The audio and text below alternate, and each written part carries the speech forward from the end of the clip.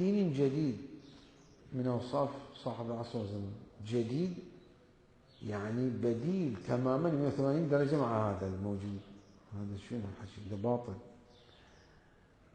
نعم تحريف السقيفة تحريف الكذا موجودة بحث آخر، لكن مو معنى أنه أصلا لم يبقى للدين شيء رسم.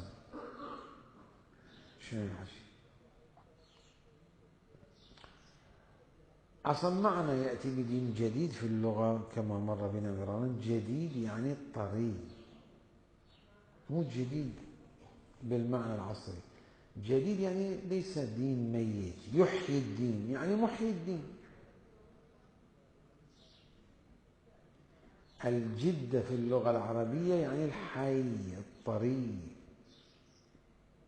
هو هذا يحيي الدين بعدما انطمس أو بعدما أميت الدين أو جمد الدين. جملة من أبواب الدين الآن مجمدة، لعنة منسية عن الذاكرة مجمدة، واعتصموا بحبل الله مجمدة، قل لا أسألكم عليه أجرا إلا المودة في القربى مجمدة، وكثير من الأبواب مجمدة في الدين. هذا المجمد يحييه هو صلوات الله عليه وسلم، يجعل الدين جديد. أحسن معاني الجديد هو هذا.